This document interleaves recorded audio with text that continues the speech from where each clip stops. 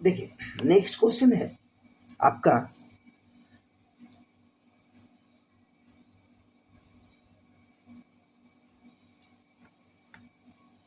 विकास का अवधारणा, concept of development और अधिगम के साथ संबंध अवस्थाएं रिलेटेड टू लर्निंग स्टेजेस।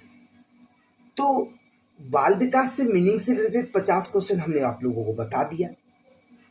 और नेक्स्ट क्या है, तो विकास की अवधारणा और अधिगम के साथ संबंध अवस्था। ठीक है, आप लोग कौन कौन क्लास कर रहे हैं, आप कहाँ से हैं, किस चीज़ की तैयारी कर रहे हैं, आप ज़रूर से ज़रूर बताएं ताकि मैं आपको और भी हेल्प कर सकूं कि कौन कौन से क्लास कितने बजे क्या क्या चल रहे हैं और कहाँ कहाँ मिल रहे हैं। ठीक है, तो चरित्र का विकास होता है, कैरेक्टर डेवलप्स, तो इच्छा शक्ति द्वारा। देखिए कैरेक्टर जो होता है वो क्या होता है, डेवलप होता है कैसे, इच्छा शक्ति द्वारा, बर्ताव एवं व्यवहार द्वारा, बोले तो by behaviour and behaviour, by will power, third नैतिकता द्वारा, बाय एथिक्स, उपरोक्त सभी के द्वारा, उपरोक्त सभी के द्वारा। तो अब बताइए चरित्र का विकास क्या होगा, आंसर दीजिए, आपका बहुत सारा समय है। तो आप देखोगे तो डी नंबर ऑप्शन, उपरोक्त सभी के द्वारा। जी, चरित्र का अगर कैरेक्टर का विकास होगा तो सबसे पहले तो इच्छा शक्ति होनी चाहिए, आपका बिहेवियर भी दिखेगा, नैतिकता तो भैया होनी चाहिए, नहीं तो ये सब होगा, किसी को छाट नहीं सकते। अच्छा नेक्स्ट, अल्पवयस्क बच्चों के अधिगम में, अल्पवयस्क जो बच्चे होते हैं उसके अधिगम में मतलब लर्निंग में अभिभावक की भूमिका होनी चाहिए। Parents should have a role in the learning of young adult children. तो क्या होनी चाहिए, सेंसिटिव संवेदनात्मक, अग्रसक्रिय फॉरवर्ड एक्टिव, उदासीन इंडिफरेंट, निषेधात्मक प्रोविटिव। तो आपके आंसर हो जाएंगे अग्रसक्रिय फॉरवर्ड एक्टिव। ठीक है, अल्पवयस्क बच्चों के अधिगम में अभिभावक की भूमिका अग्र सक्रिय होनी चाहिए जिसके द्वारा उनके कार्य में भटकाव की स्थिति उत्पन्न ना हो।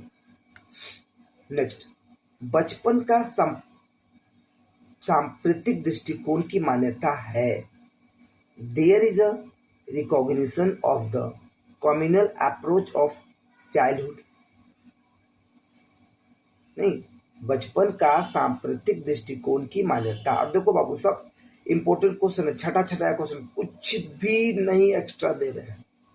ठीक है, और नजरअंदाज करेंगे तो दिक्कत होगी। ठीक है, आप लोग क्लास में जो है एक बार हाई कर सकते हैं और नहीं तो कोई बात नहीं। तो बचपन की सांप्रतिक दृष्टिकोण की मान्यता है, क्या है, बचपन वृद्धि एवं परिवर्तन की एक अनूठी अवधि है।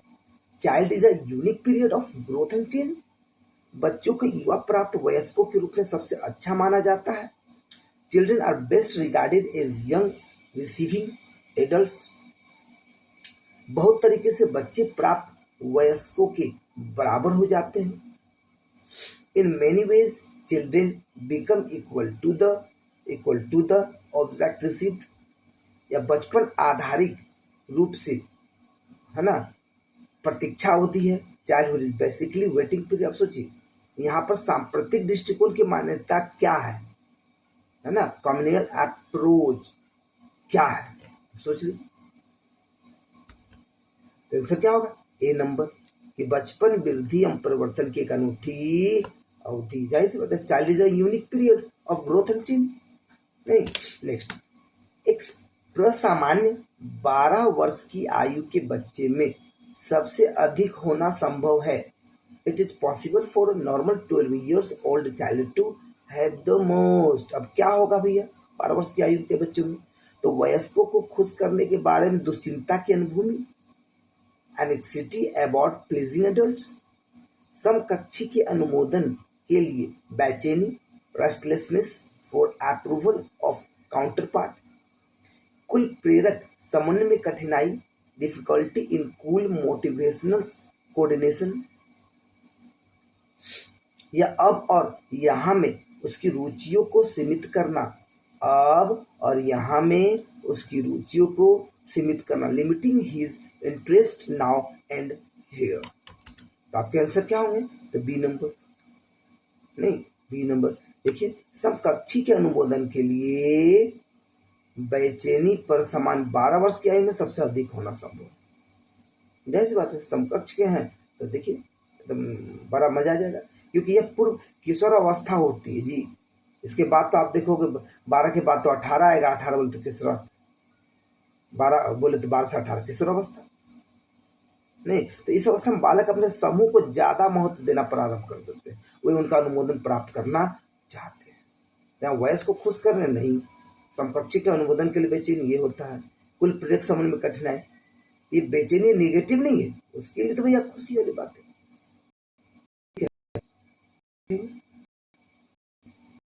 नेक्स्ट, पक्वता संबंध है, मैच्योरिटी इज कंसर्न सृजनात्मकता क्रिएटिविटी से, विकास डेवलपमेंट, बुद्धि विजडम, रुचि इंटरेस्ट। ठीक है, तो परिपक्वता का अर्थ किससे है? तो आप देखो विकास। तो विकास वह प्रक्रिया है जिसमें बालक मानसिक एवं शारीरिक, मेंटलिटी एंड फिजिकली रूप से मैच्योरिटी की ओर अग्रसर होता है। अतः विकास का परिपक्वता से संबंध है नहीं। नेक्स्ट आप देखोगे, नेक्स्ट क्वेश्चन, शरीर के आकार में वृद्धि होती है क्यों?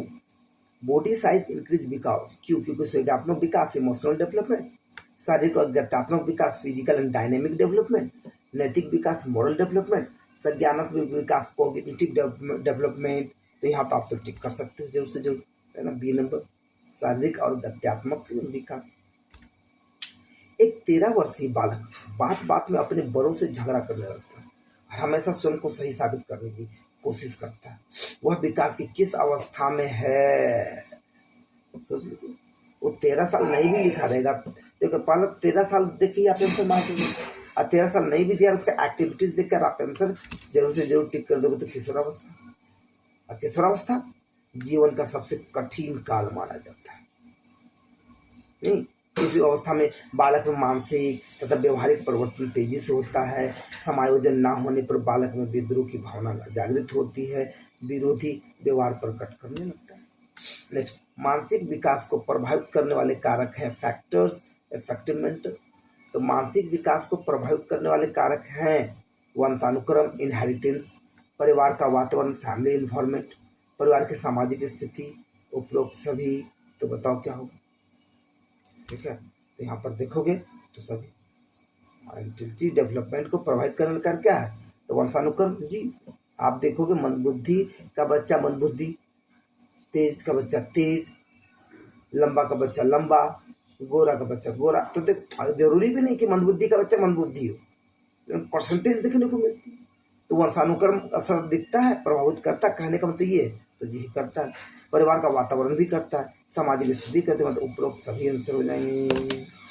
शर्म तथा गर्व जैसी भावना का विकास किस अवस्था में होता है? At what stage does the feeling of same and pride develop? तो क्या होगा? बस एक ही अवस्था है ना, शर्म तथा गर्व जैसी भावना बाल्यावस्था।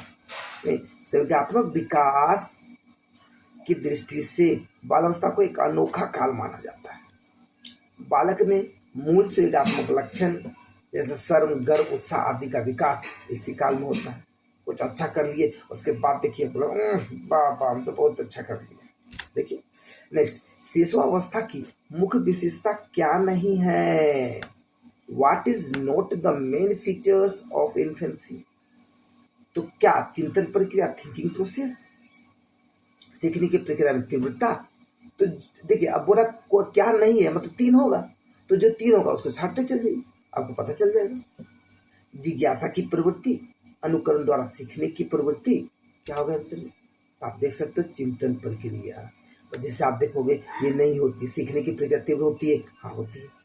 अनुकरण द्वारा सीखने की प्रवृत्ति, अरे tendency to learn by imitation. आप देखो सबसे ज्यादा फॉलो जल्दी करने का काम करता बच्चा लोग। जिज्ञासा की प्रवृत्ति, तो ये भी होती है। तो चिंतन प्रक्रिया शेषावस्था में तो खासकर नहीं होती है। नहीं, शेषावस्था में चिंतन का विकास जागृत नहीं हो पाता है। क्यों? क्योंकि इस अवस्था में बालक का व्यवहार उसके मूल संवेगों से निर्देशित होता है। तो इस तरह से आप देखो ये दूसरा चैप्टर का क्वेश्चन करवा रहे हैं, दूसरा चैप्टर का। तो 10 तक हमने कराया, फिर आगे हम लोग आगे की ओर नेक्स्ट डे बढ़ने का काम करेंगे। तो डेली इस तरह से 8 बजे तो हम लोग जरूर से जरूर मिलने का काम करेंगे। ये बचे हुए क्लास को अगर आप नहीं देख पाए हैं तो HR अकेडमी में भी डाल देते हैं यूट्यूब चैनल में, उसमें भी आप देखने का काम कर सकते हो। धन्यवाद, थैंक यू।